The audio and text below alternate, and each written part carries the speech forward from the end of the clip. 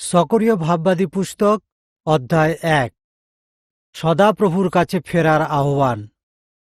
দারিয়াবসের দ্বিতীয় বছরের অষ্টম মাসে সদাপ্রভুর এই বাক্য ইদ্দোরের নাতি বেরিখিয়ের ছেলে সকরীয় ভাববাদীর কাছে উপস্থিত হল। সদাপ্রভু তোমাদের পূর্বপুরুষদের উপর খুবই রেগেছিলেন, সেই জন্য তুমি এই লোকদের বলো, বাহিনীদের সদাপ্রভু এই কথা বলেন, তোমরা আমার দিকে ফেরো। বাহিনীদের সদাপ্রভু এই কথা বলেন, তাতে আমিও তোমাদের দিকে ফিরব। তোমরা তোমাদের পূর্বপুরুষদের মতো হইও না। তাদের কাছে পূর্বের ভাববাদীরা ঘোষণা করে বলতো, বাহিনীদের সদাপ্রভু এই কথা বলেন, তোমরা তোমাদের মন্দ পথ ও মন্দ কাজ থেকে ফেরো।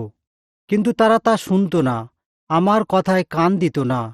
এ সদাপ্রভু বলেন, তোমাদের পূর্বপুরুষরা কোথায় এবং ভাববাদীরা কি চিরকাল বেঁচে থাকে?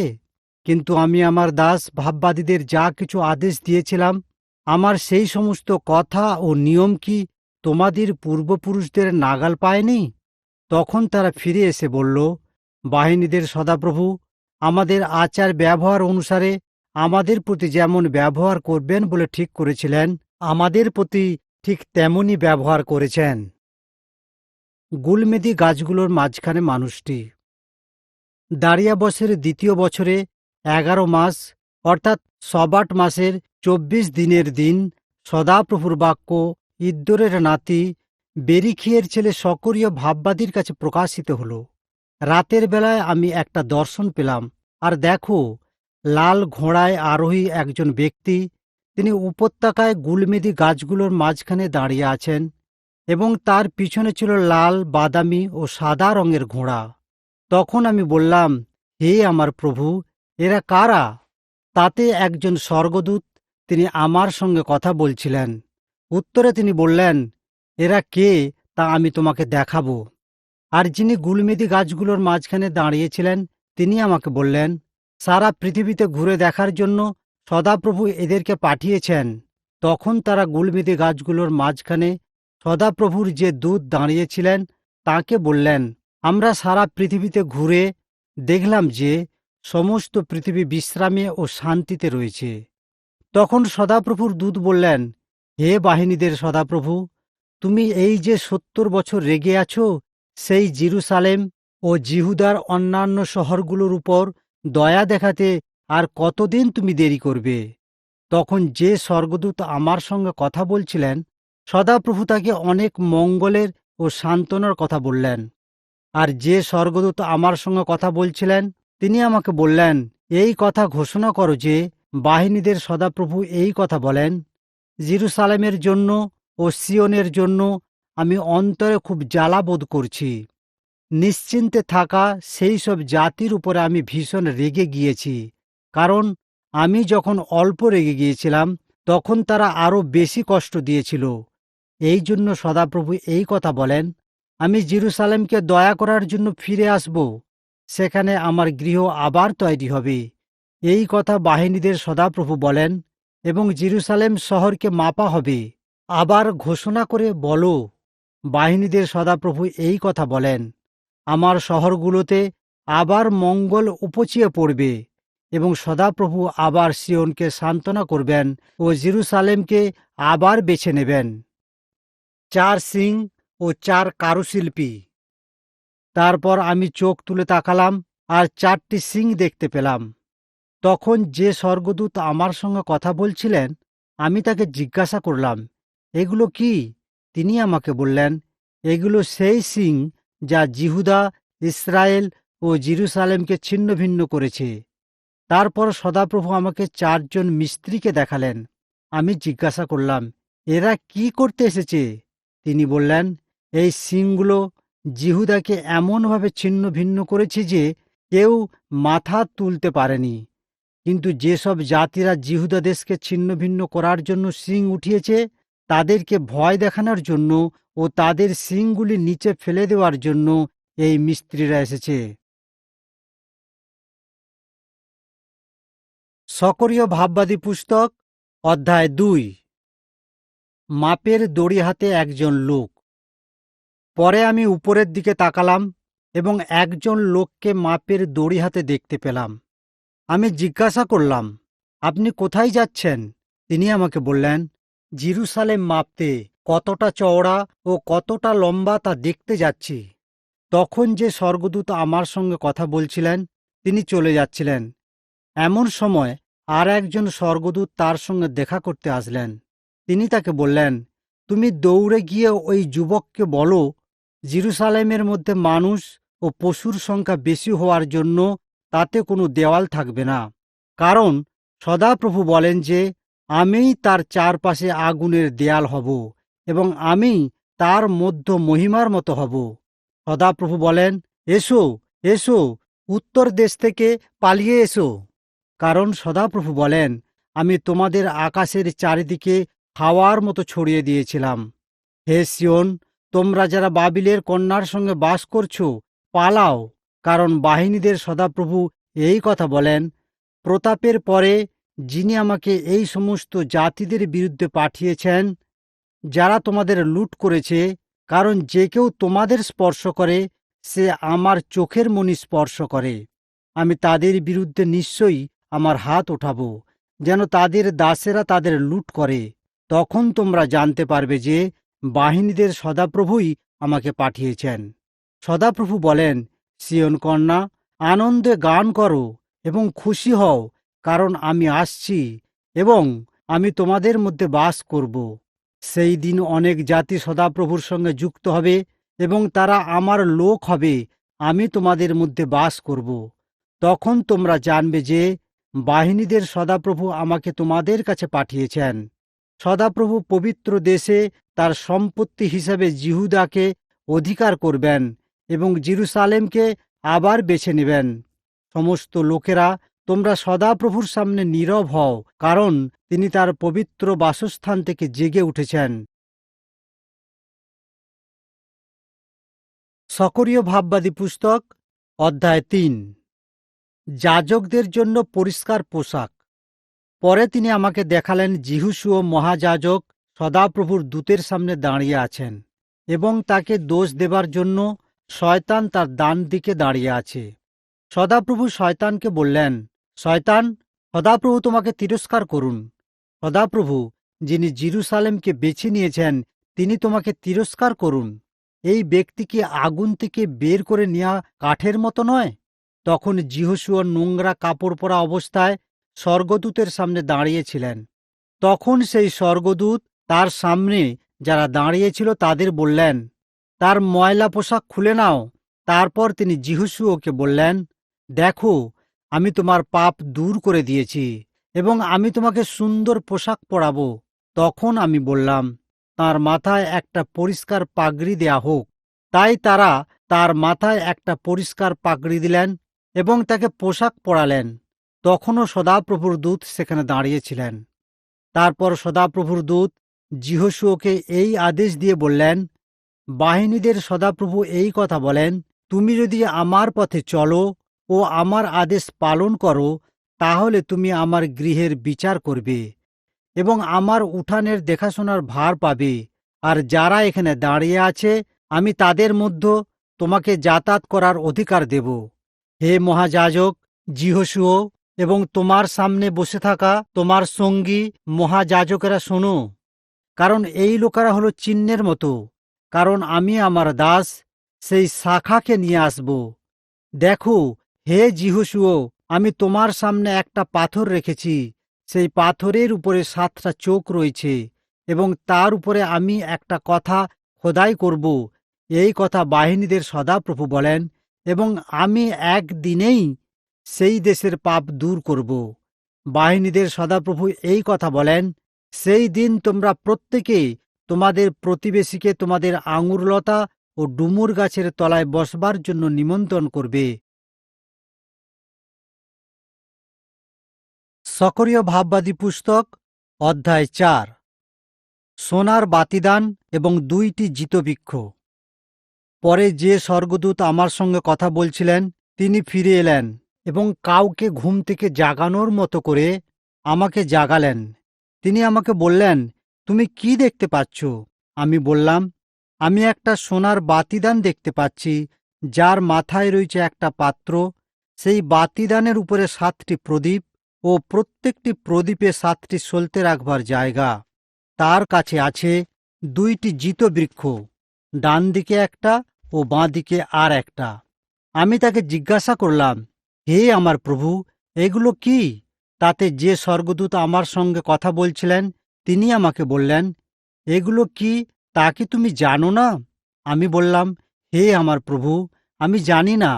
তখন তিনি আমাকে বললেন, সরুব্বাবিলের প্রতি সদাপ্রভুর এই বাক্য শক্তি দিয়ে নয়, ক্ষমতা দিয়েও নয়, কিন্তু আমার আত্মা দিয়েই বাহিনীদের সদাপ্রভু এই কথা বলেন। হে বিরাট পাহাড়, তুমি কে? সরুব্বাবিলের সামনে তুমি সমভূমি হবে। এবং সে চিৎকার করে অনুগ্রহের প্রতি অনুগ্রহ বলতে বলতে সেই প্রধান পাথরটিকে বার করে নিয়ে আসবে। তারপর সদাপ্রভু এই বাক্য আমার কাছে উপস্থিত হল। সরুব্বাবিলের হাত এই মন্দিরের ভিত্তি স্থাপন করেছে, তার হাতই সেটা শেষ করবে। তাতে তুমি জানতে পারবে যে বাহিনীদের সদাপ্রভু তোমাদের কাছে আমাকে পাঠিয়েছেন। কে ক্ষুদ্র বিষয়ের দিনকে তুচ্ছ করেছে, কিন্তু সরুব্বাবিলের হাতে ওলনদড়িটা দেখে সেই 7টি প্রদীপ আনন্দ করবে। এগুলি সদাপ্রভুর চোখ, যা সারা পৃথিবী প্রদক্ষিণে করে। তখন আমি তাকে জিজ্ঞাসা করলাম, ওই বাতিদানের ডান দিকে ও বাঁ দিকে যে 2টি জিতবৃক্ষ আছে সেগুলো কি? দ্বিতীয়বার তাকে জিজ্ঞাসা করলাম, ওই 2টি জিতবৃক্ষের ডাল যা 2টি সোনালী নলের পাশে আছে এবং যার মধ্য দিয়ে সোনালী তেল বার হয়ে আসছে, ওই ডালগুলোর অর্থ কি? তখন তিনি উত্তর দিয়ে বললেন, তুমি কি জানো না ওই 2টির অর্থ কি? আমি বললাম, হে আমার প্রভু, জানি না। তখন তিনি আমাকে বললেন, এরা হলো সেই অভিষিক্ত 2 জন যারা সমস্ত পৃথিবীর প্রভুর সামনে দাঁড়িয়ে থাকে। সকরীয় ভাববাদী পুস্তক, অধ্যায় 5। উড়ন্ত বই। তখন আমি পিছনে ফিরলাম এবং চোখ তুলে দেখতে পেলাম, দেখো, একটা গুটানো বই উড়ছে। সেই স্বর্গদূত আমাকে বললেন, তুমি কি দেখতে পাচ্ছ? আমি উত্তর দিলাম, আমি একটা উড়ন্ত বই দেখতে পাচ্ছি, যা 20 হাত লম্বা এবং 10 হাত চওড়া। তখন তিনি আমাকে বললেন, এটা সেই অভিশাপ যা সমস্ত দেশের উপরে প্রকাশিত হবে। তার একদিকের লেখা কথা অনুযায়ী এখন থেকে সব চোরদের উচ্ছিন্ন করা হবে এবং অন্যদিকের কথা অনুযায়ী মিথ্যা শপথকারীদেরও উচ্ছিন্ন করা হবে।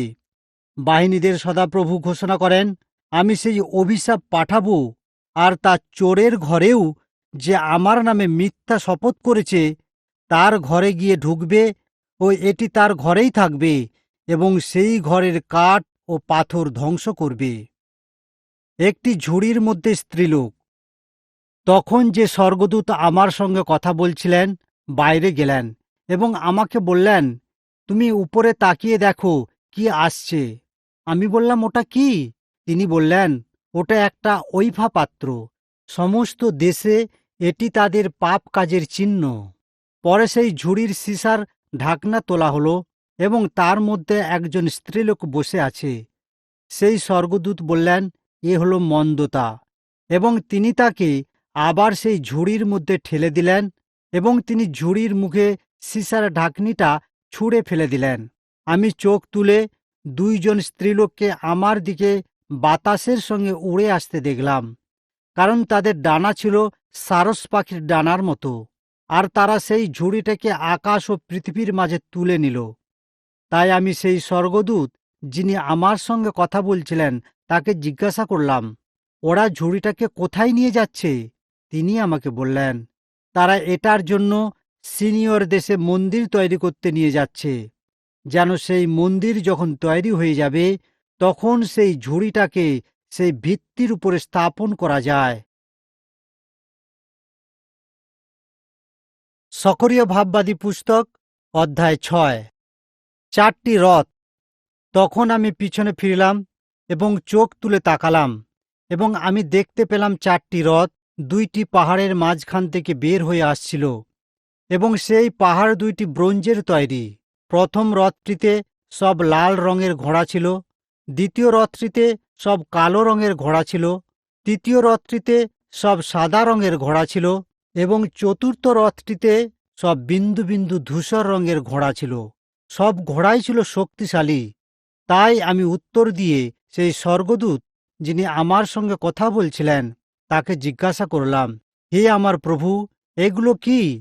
সেই স্বর্গদূত উত্তর দিয়ে আমাকে বললেন, এগুলো স্বর্গের 4টি বায়ু। সমস্ত পৃথিবী প্রভুর সামনে দাঁড়িয়ে থাকবার পরে এগুলো বের হয়ে আসছে। কালো ঘোড়ার রথটা উত্তর দেশের দিকে যাচ্ছে, সাদা ঘোড়ার রথটা যাচ্ছে পশ্চিম দিকে, এবং বিন্দু বিন্দু ধূসর রঙের ঘোড়ার রথটা যাচ্ছে দক্ষিণ দিকে। এই শক্তিশালী ঘোড়াগুলো বের হয়ে সারা পৃথিবী ঘুরে দেখতে চাইছে। তাই সেই স্বর্গদূত বললেন, যাও এবং পৃথিবী ঘুরে দেখো। এবং তারা সমস্ত পৃথিবী ঘুরে দেখতে গেল। তারপর তিনি আমাকে ডাকলেন এবং আমার সঙ্গে কথা বললেন, দেখো, এই মুহূর্তে যারা উত্তর দেশের দিকে যাচ্ছে, তারা উত্তর দেশের প্রতি আমার আত্মাকে শান্তি দিয়েছে। যোশিয়ার জন্য মুকুট। পরে সদাপ্রভুর বাক্য আমার কাছে উপস্থিত হল এবং বললেন, বন্দীদের কাছ থেকে, অর্থাৎ হিলদয়, টোবিয় ও জিদায়ের কাছ থেকে উপহার সংগ্রহ করো। একই দিনে তুমি এটি নিয়ে সফনিয়ের ছেলে যোশিয়ের বাড়িতে যাও, যে ব্যাবিলন থেকে এসেছে। পরে সোনা ও রূপা নিয়ে একটা মুকুট তৈরি করো এবং সেটা যিহোসাদকের ছেলে যিহোশুয়া মহাযাজকের মাথার উপরে রাখো। তার সঙ্গে কথা বলো এবং বলবে, এটা বাহিনীদের সদাপ্রভু বলেন, এই ব্যক্তি যার নাম শাখা, এবং সেখানে তিনি বেড়ে উঠবেন, যেখানে তিনি সদাপ্রভুর মন্দির তৈরি করবেন। যিনি সদাপ্রভুর মন্দির তৈরি করবেন এবং এর মহিমা বৃদ্ধি করবেন, তখন তিনি সিংহাসনে বসবেন এবং শাসন করবেন। তার সিংহাসনে যাজক হিসাবে বসবেন এবং 2 পদের মধ্যে শান্তির জ্ঞান থাকবে। হিলদয়, টোবিয়, জিদায় ও সফনিয়ের ছেলে যোশিয়া স্মৃতির উদ্দেশ্যে একটি মুকুট সদাপ্রভুর গৃহের মধ্যে রাখা হবে। তখন যারা দূরে আছে তারা আসবে এবং সদাপ্রভুর মন্দির স্থাপন করবে।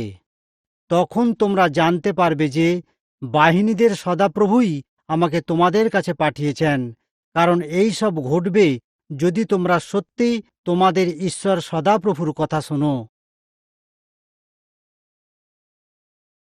সকরীয় ভাববাদী পুস্তক, অধ্যায় 7।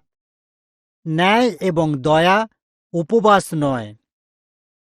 পরে রাজা দারিয়বসের রাজত্বের 4র্থ বছরের কিসলেভ নামে 9ম মাসের 4 দিনের দিন এটি ঘটল যে সদাপ্রভুর বাক্য সকরিয়ার কাছে উপস্থিত হল। বৈথেলের লোকেরা সরেৎসরকে, রেগেম্মলকে ও তাদের লোকেদের সদাপ্রভুর দয়া ভিক্ষার জন্য পাঠিয়ে দিল। তারা বাহিনীদের সদাপ্রভুর গৃহের যাজকদের সঙ্গে এবং ভাববাদীদের সঙ্গে কথা বললেন। তারা বললেন, যেমনভাবে আমি এত বছর করে এসেছি, সেইভাবে কি আমি এই 5ম মাসে শোক প্রকাশ ও উপবাস করব? তখন বাহিনীদের সদাপ্রভু এই বাক্য আমার কাছে উপস্থিত হল এবং তিনি বললেন, তুমি দেশের সব লোক ও যাজকদের বলো, তোমরা গত 70 বছর ধরে 5ম ও 7ম মাসে যে শোক প্রকাশ ও উপবাস করেছ, তা কি সত্যি আমার উদ্দেশ্যে উপবাস ছিল? কারণ যখন তোমরা খেয়েছ ও পান করেছ, তখন কি তা তোমাদের নিজেদের জন্যই করনি?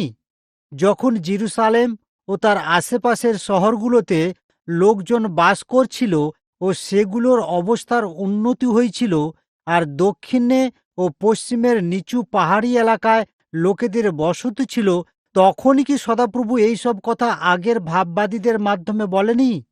সদাপ্রভুর বাক্য সকরিয়ার কাছে উপস্থিত হল এবং তাকে বললেন, বাহিনীদের সদাপ্রভু এই কথা বলেন, তোমরা ন্যায়ের সঙ্গে, বিশ্বস্ততার নিয়মে এবং দয়ার সঙ্গে বিচার করো। প্রত্যেক ব্যক্তি তার ভাইয়ের জন্য এটি করুক এবং বিধবা, অনাথ, বিদেশী ও গরিবদের উপর অত্যাচার করো না। এবং কোনো ব্যক্তি মনে মনে একে অন্যের বিরুদ্ধে মন্দ চিন্তা করো না। কিন্তু তারা মনোযোগ দিতে চায়নি, তারা জেদ করে তাদের কান বন্ধ করে রেখেছে, যেন তারা শুনতে না পায়।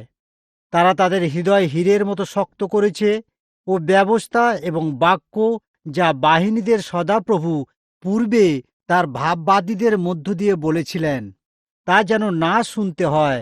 তাই বাহিনীদের সদাপ্রভু খুবই রেগে গিয়েছিলেন। এটি ঘটেছিল যে যখন তিনি ডেকেছিলেন তারা শোনেনি।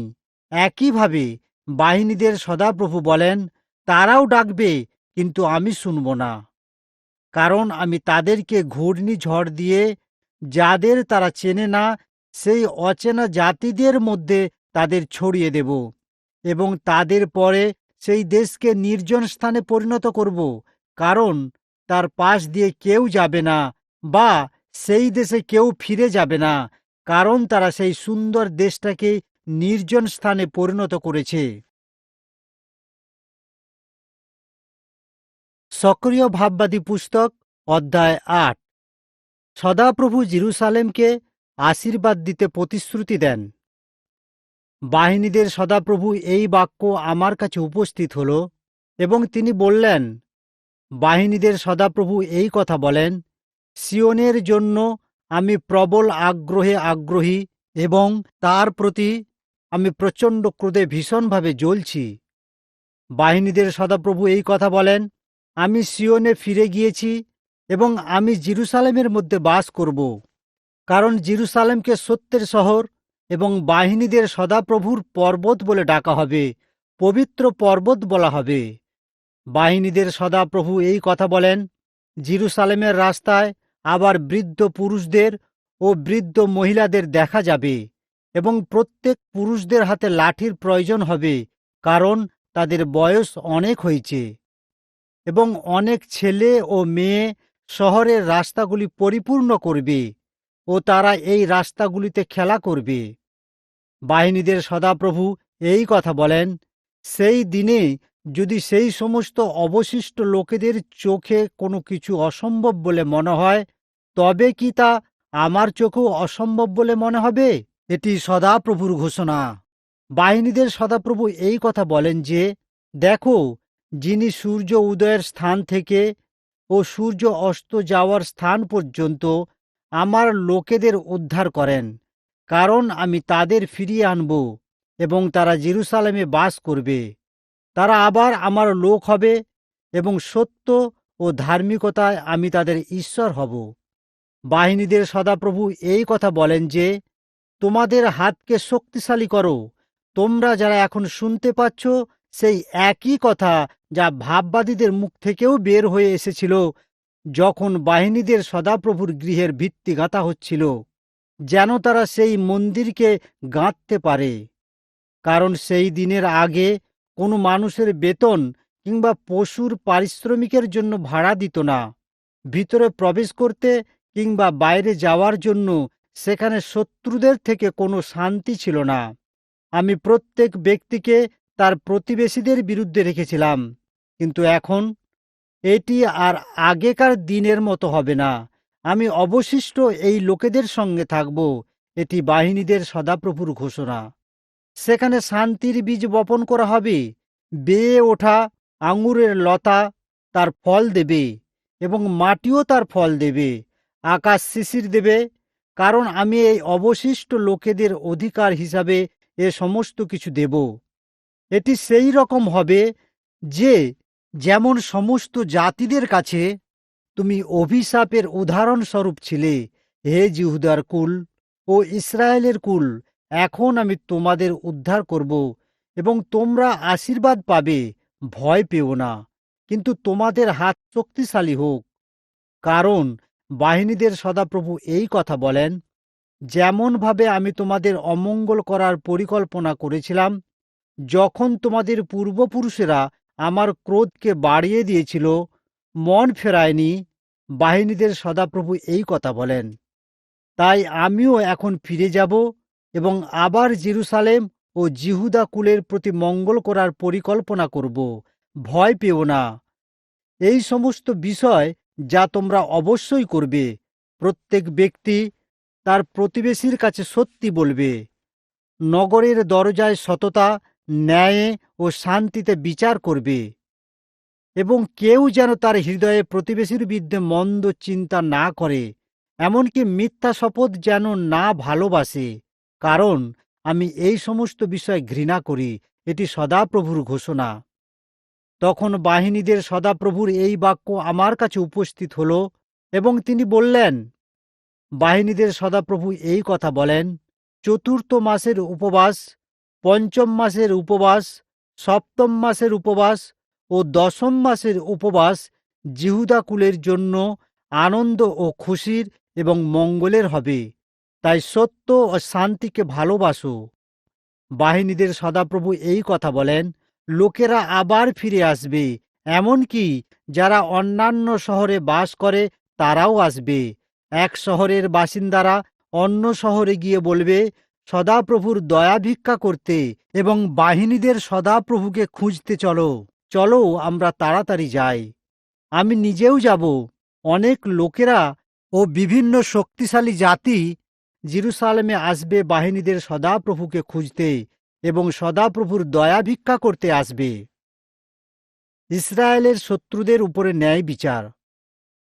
বাহিনীদের সদাপ্রভু এই কথা বলেন, সেই দিনে সমস্ত জাতি থেকে, নানা ভাষার মধ্য থেকে 10 জন লোক তোমাদের পোশাকের অংশ ধরে বলবে, চলো আমরা তোমাদের সঙ্গে যাই, কারণ আমরা শুনেছি যে ঈশ্বর তোমাদের সঙ্গে আছেন।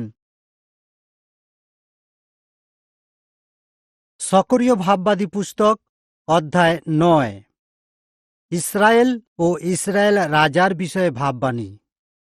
ভদ্রক দেশের উপরে সদাপ্রভুর ভাববাণী ও দম্মেশক তার বিশ্রাম স্থান। ইসরায়েলের গোষ্ঠীগুলির মতো সমস্ত মানুষের উপরে সদাপ্রভুর চোখ রয়েছে। তাহার প্রতিবেশী হমাত এবং প্রচুর জ্ঞান বিশিষ্ট সোর ও সিদনের লোকেরাও তার ভাগী হবে। সোর নিজের জন্য একটি দুর্গ তৈরি করেছে এবং ধুলোর মতো রূপা ও রাস্তার কাদার মতো সোনা জড়ো করেছে। দেখো, প্রভু তাকে অধিকারচ্যুত করবেন এবং সমুদ্রের উপরে তার শক্তিকে ধ্বংস করবেন, তার সব কিছু দূর করে দিবেন। তার ধন সম্পদ তিনি সমুদ্রে ফেলে দিবেন, তার আগুন তাকে পুড়িয়ে ফেলবে। অস্কিলন দেখবে ও ভয় পাবে, ঘষাও খুব ভয় পাবে। ইক্রোনের আশাও নষ্ট হবে, ঘষার রাজা ধ্বংস হবে এবং অস্কিলনে কেউ আর কখনো বাস করবে না। বিদেশিরা অসদোদে তাদের ঘর বানাবে এবং আমি পলেষ্টীয়দের অহংকার ধ্বংস করব, কারণ আমি তার মুখ থেকে রক্ত এবং দাঁতের মধ্য দিয়ে তার পাপ বের করব।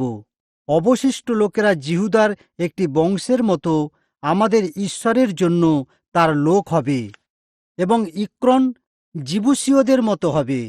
সৈন্যদলের বিরুদ্ধে আমি আমার দেশের চারপাশে শিবির স্থাপন করব, যেন কেউ তার মধ্য দিয়ে যাওয়া আসা করতে না পারে, কারণ আর কখনোই কোনো আক্রমণকারী তাদের মধ্য দিয়ে যাবে না, কারণ এখন আমি আমার নিজের চোখ দিয়ে তাদের পাহারা দিচ্ছি। সিওনের রাজার আগমন। হে সিওন কন্যা, উঁচু স্বরে আনন্দ করো। হে জেরুসালেম কন্যা, উল্লাস করো। দেখো, তোমার রাজা তোমার কাছে ধার্মিকতায় আসছেন এবং তিনি উদ্ধার নিয়ে আসছেন। তিনি নম্র, তিনি গাধীর উপরে বসে আছেন, গাধীর একটি বাচ্চার উপরে বসে আছেন। তখন আমি ইফ্রয়িমের রথ ও জেরুসালেমের সমস্ত ঘোড়া ধ্বংস করব এবং যুদ্ধ থেকে ধনুক ধ্বংস করা হবে, কারণ তিনি জাতিদের কাছে শান্তি ঘোষণা করবেন এবং তার রাজত্ব সমুদ্র থেকে সমুদ্র পর্যন্ত হবে, নদী থেকে পৃথিবীর শেষ সীমা পর্যন্ত হবে। আর তোমরা, তোমাদের সঙ্গে আমার রক্তের নিয়মের জন্য আমি তোমাদের বন্দীদের সেই গর্ত থেকে মুক্ত করেছি যেখানে কোনো জল নেই। হে আশার বন্দীরা, দুর্গে ফিরে যাও। আর আজ আমি ঘোষণা করছি যে আমি তোমাদের 2 গুণ ফিরিয়ে দেব। আমি জিহুদাকে আমার ধনুকের মতো বাঁকিয়েছি, আর তীর রাখার জায়গাকে ইফ্রয়িমকে দিয়ে পূর্ণ করেছি। সিয়ন, আমি তোমার ছেলেদের গ্রীস দেশের ছেলেদের বিরুদ্ধে উত্তেজিত করব এবং তোমাকে যোদ্ধার তলোয়ারের মতো বানিয়েছি। সদাপ্রভু আবির্ভূত হবেন। সদাপ্রভু তার কাছে প্রকাশিত হবেন এবং তার তীর বিদ্যুতের মতো বার হবে। আমার প্রভু সদাপ্রভু সিঙ্গা বাজাবেন আর দক্ষিণের ঘূর্ণিঝড়ের সঙ্গে এগিয়ে যাবেন। বাহিনীদের সদাপ্রভু তাদের রক্ষা করবেন এবং তারা শত্রুদের ধ্বংস করবে ও ফিঙ্গার পাথরকে পরাজিত করবে। তখন তারা পান করবে এবং আঙুর রস পান করার দিনে চিৎকার করবে এবং তারা বড় পানপাত্রের মতো ও বেদির কোণগুলির মতো পূর্ণ হবে। সেই দিন সদাপ্রভু তাদের ঈশ্বর ভেড়ার পালের মতো তার লোকদের রক্ষা করবেন, কারণ তারা মুকুটের রত্ন হবে যা তার দেশে ঝলমল করছে। এটা কত ভালো ও কত সুন্দর হবে! বলবান পুরুষেরা এবং যুবতীরা মিষ্টি আঙুর রসে সতেজ হবে।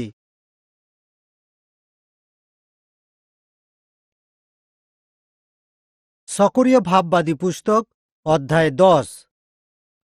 সদাপ্রভু জিহুদার জন্য যত্ন নেবেন। বসন্তকালে বৃষ্টির জন্য সদাপ্রভুর কাছে আবেদন করো। সদাপ্রভু যিনি বিদ্যুৎ ও ঝড় সৃষ্টি করেন এবং তিনি তাদের বৃষ্টি দান করবেন, মানুষ ও ক্ষেতের গাছপালার জন্যও দেবেন। কারণ পরিবারের প্রতিমাগুলি মিথ্যা কথা বলে, গণকেরা মিথ্যা দর্শন দেখে, তারা ছলনাপূর্ণ স্বপ্নের বিষয়ে বলে এবং মিথ্যা সান্ত্বনা দেয়। সেই জন্য তারা ভেড়ার মতো ঘুরে বেড়ায় এবং ক্ষতিগ্রস্ত হয়, কারণ কোনো পালক নেই। সদাপ্রভু বলছেন, পালকদের বিরুদ্ধে আমার ক্রোধ জ্বলে উঠেছে। এটা পুরুষ নেতা এবং যাকে আমি শাস্তি দেব, সেই জন্য আমি নেতাদের শাস্তি দেব।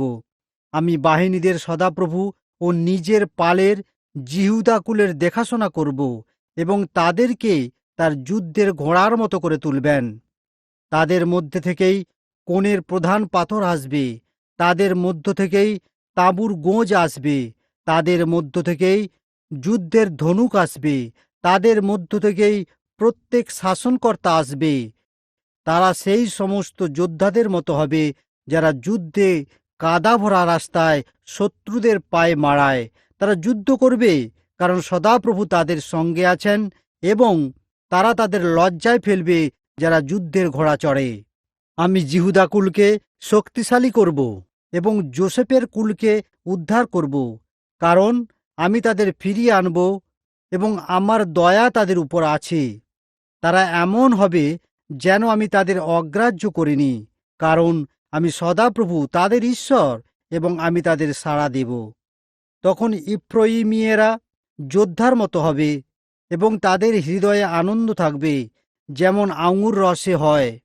তাদের লোকে দেখবে ও আনন্দ করবে, তাদের হৃদয়ে সদাপ্রভুতে আনন্দ করবে। আমি তাদের জন্য শীষ দেব এবং জড়ো করব, কারণ আমি তাদের উদ্ধার করব এবং তারা আগের মতোই আবার মহান হয়ে উঠবে। আমি তাদেরকে লোকেদের মধ্যে বপন করেছি, কিন্তু তারা দূর দেশ থেকেও আমাকে স্মরণ করবে। তারা ও তাদের ছেলেমেয়েরা বেঁচে থাকবে এবং তারা ফিরে আসবে। মিশর দেশ থেকে আমি তাদের ফিরিয়ে আনব, অসুর দেশ থেকে তাদের সংগ্রহ করব। আমি তাদের গিলিয়দ ও লিবাননে নিয়ে যাব, যতক্ষণ না সেখানে আর তাদের জন্য জায়গা অবশিষ্ট থাকে। তারা কষ্টের সমুদ্রের মধ্য দিয়ে যাবে, তারা উত্তাল সমুদ্রকে আঘাত করবে এবং নীল নদীর সব গভীর জায়গাগুলো তারা শুষ্ক করবে। অসুরের মহিমাকে নিচে নামিয়ে দেওয়া হবে এবং মিশরের রাজদণ্ড তাদের থেকে দূরে হয়ে যাবে। আমার শক্তি দিয়ে আমি তাদের শক্তিশালী করব এবং তারা তার নামে চলাফেরা করবে। এটি সদাপ্রভুর ঘোষণা। সকরীয় ভাববাদী পুস্তক অধ্যায় 11।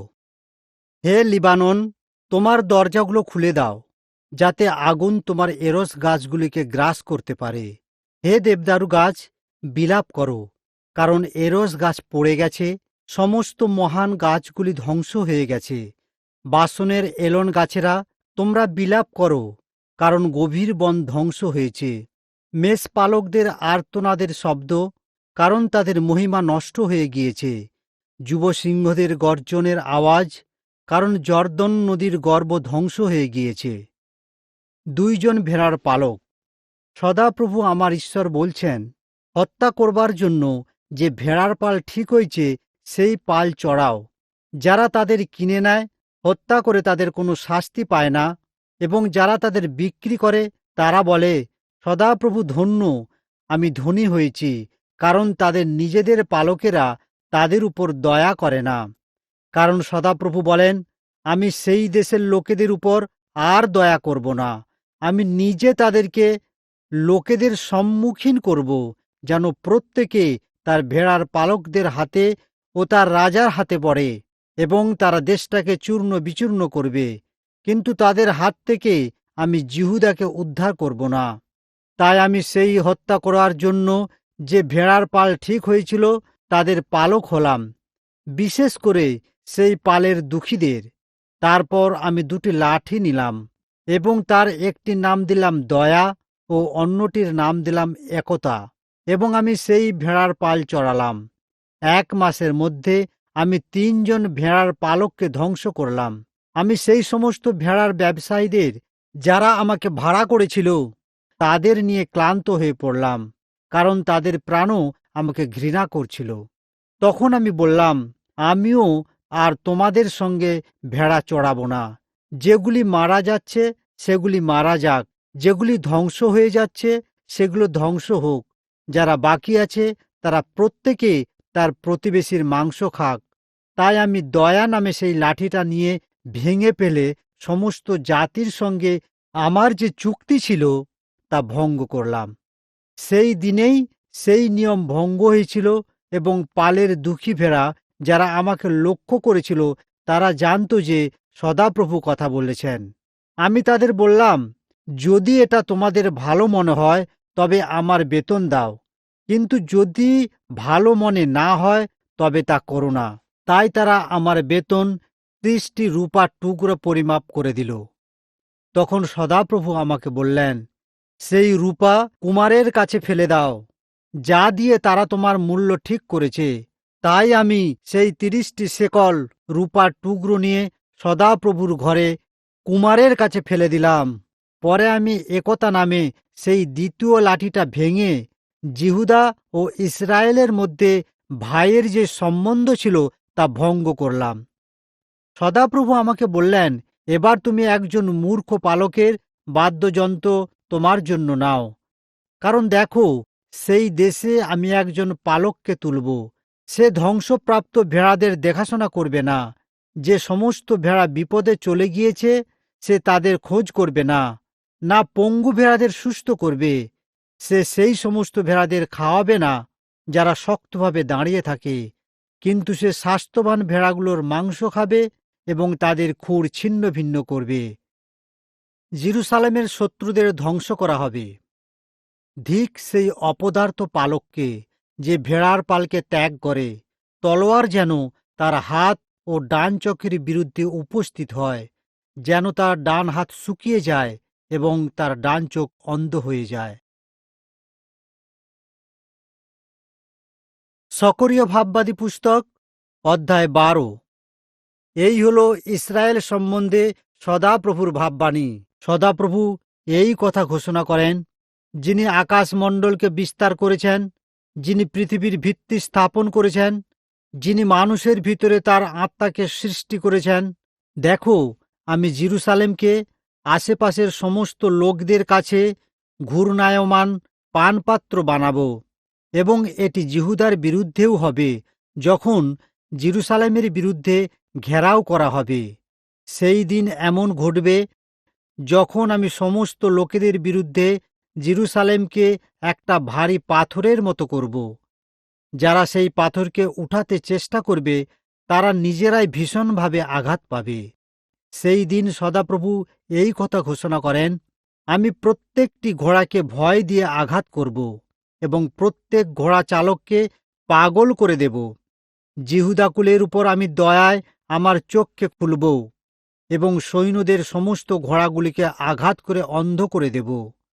তখন জিহুদার নেতারা তাদের হৃদয়ে বলবে, জেরুসালেমের লোকেরা আমাদের শক্তি, কারণ তাদের ঈশ্বর বাহিনীদের সদাপ্রভুর জন্য। সেই দিন জিহুদার নেতাদের আমি কাঠের মধ্যে আগুনের পাত্র ও দাঁড়িয়ে থাকা শস্যের মধ্যে জ্বলন্ত মশালের মতো করব, কারণ তারা ডান দিকে ও বাঁ দিকে ঘিরে থাকা সমস্ত সৈন্যদের গ্রাস করবে।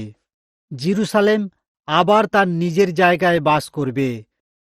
সদাপ্রভু প্রথমে জিহুদার তাঁবুগুলি উদ্ধার করবেন, যেন দাউদ কুলের এবং যারা জেরুসালেমে বসবাস করে তাদের সম্মান অবশিষ্ট জিহুদার থেকে বেশি না হয়। সেই দিন জেরুসালেমের লোকেদের সদাপ্রভু রক্ষা করবেন, এবং সেই দিন তাদের মধ্যে যারা হোঁচট খায় তারা দাউদের মতো হবে, এবং সেই দিনে দাউদ কুল ঈশ্বরের মতো হবে, তাদের কাছে সদাপ্রভুর স্বর্গদূতদের মতো হবে। সেই দিন এমন ঘটবে যে আমি সেই সমস্ত জাতিকে ধ্বংস করার সংকল্প করব যারা জেরুসালেমকে আক্রমণ করতে এসেছে, তার জন্য বিলাপ যাকে বিদ্ধ করেছিল। কিন্তু আমি দাউদের বংশ ও জেরুসালেমের লোকেদের উপরে দয়ার এবং প্রার্থনার আত্মা ঢেলে দেব। তখন তারা আমার দিকে দেখবে যাকে তারা বিদ্ধ করেছে, যেমন একজন তার একমাত্র সন্তানের জন্য বিলাপ করে, তারাও ঠিক সেই রকম তার জন্য বিলাপ করবে, এবং যারা তাদের প্রথম সন্তানের জন্য যেমন শোক করে তারাও তেমন শোক করবে। সেই দিন জেরুসালেমের জন্য বিলাপ মগিদ্দ সমভূমির হদদ রিম্মনের মতো হবে। সেই দেশ শোক করবে, প্রত্যেক পরিবার অন্যান্য পরিবার থেকে পৃথক হবে। দাউদের বংশের লোকেরা পৃথক হবে এবং তাদের স্ত্রীরা পুরুষের কাছ থেকে পৃথক হবে। নাথনের বংশের লোকেরা পৃথক হবে এবং তাদের স্ত্রীরা পুরুষদের কাছ থেকে পৃথক হবে। লেবীর বংশের লোকেরা পৃথক হবে এবং তাদের স্ত্রীরা পুরুষদের কাছ থেকে পৃথক হবে। সিমেইর বংশের লোকেরা পৃথক হবে এবং তাদের স্ত্রীরা পুরুষদের কাছ থেকে পৃথক হবে। অবশিষ্ট পরিবারগুলি প্রত্যেক পরিবারগুলি পৃথক হবে এবং তাদের স্ত্রীরা পুরুষদের কাছ থেকে পৃথক হবে।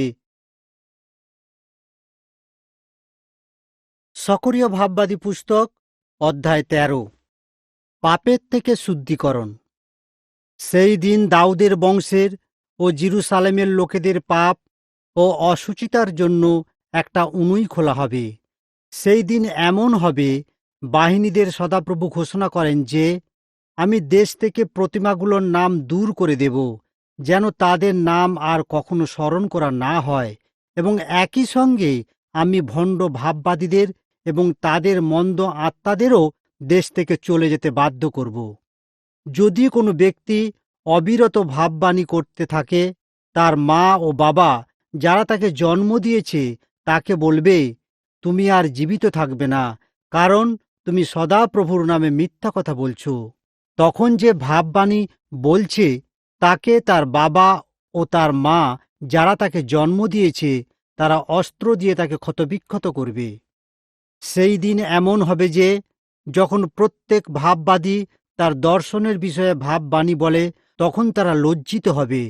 ছলনা করার জন্য সে আর ভাববাদীদের মতো লোমের পোশাক পরবে না, কারণ সে বলবে, আমি ভাববাদী নই, আমি একজন চাষি।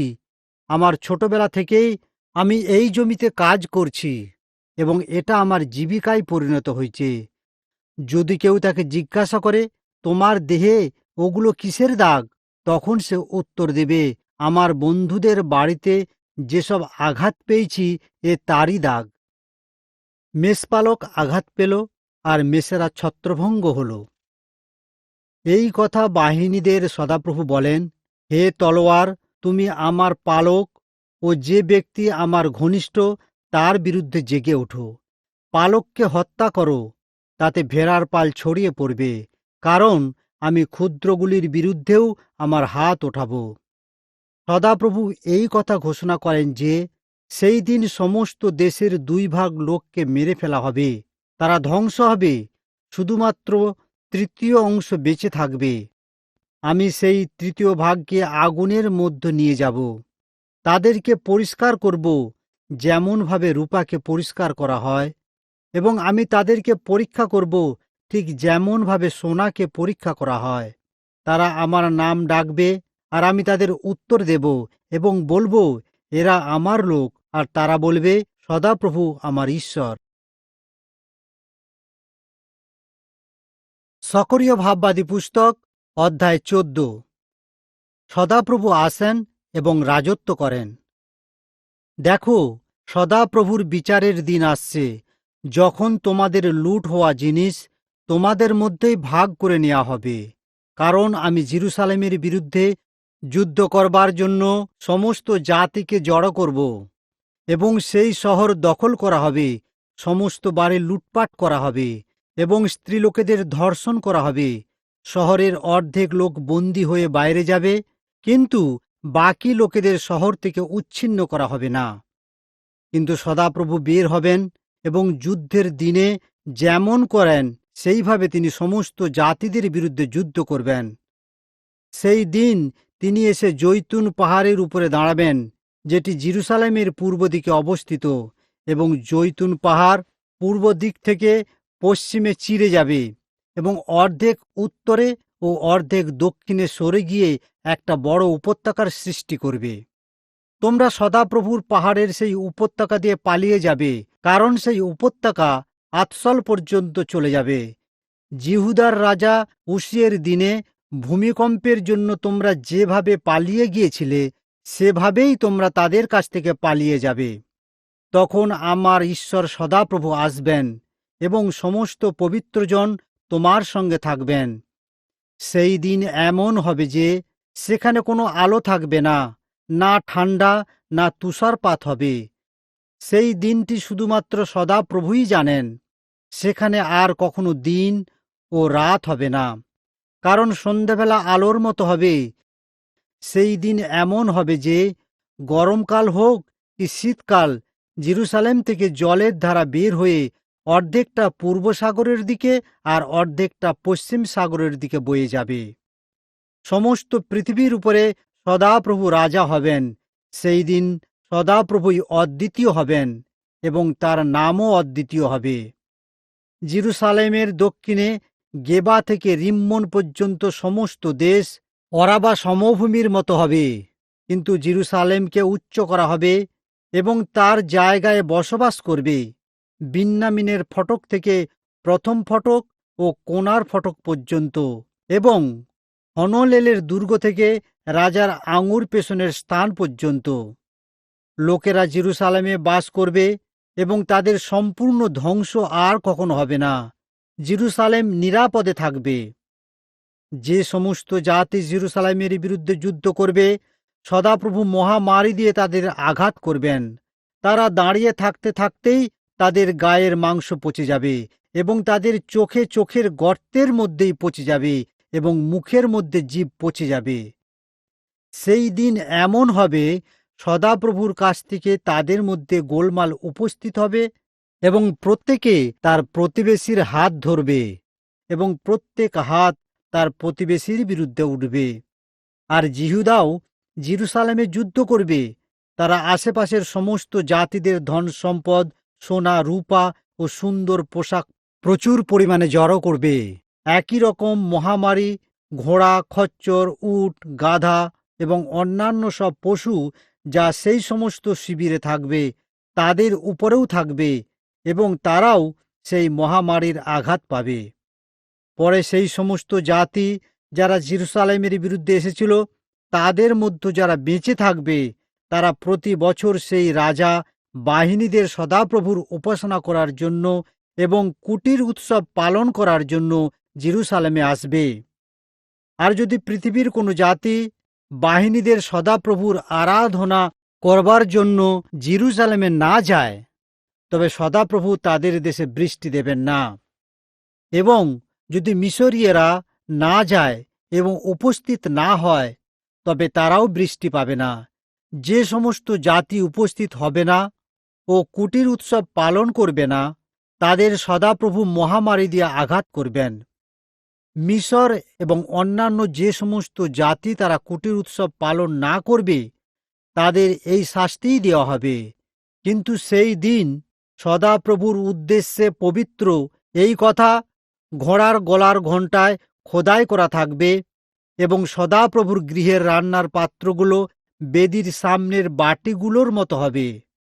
জেরুসালেম ও জিহুদার প্রত্যেকটি রান্নার পাত্র বাহিনীদের সদাপ্রভুর উদ্দেশ্য পবিত্র হবে, এবং যে কেউ বলিদান নিয়ে আসবে তারা সেই সমস্ত পাত্রগুলি থেকে খাবে এবং সেগুলিতে রান্না করবে। সেই দিন বাহিনীদের সদাপ্রভুর গৃহে আর কোনো কনানীয় থাকবে না।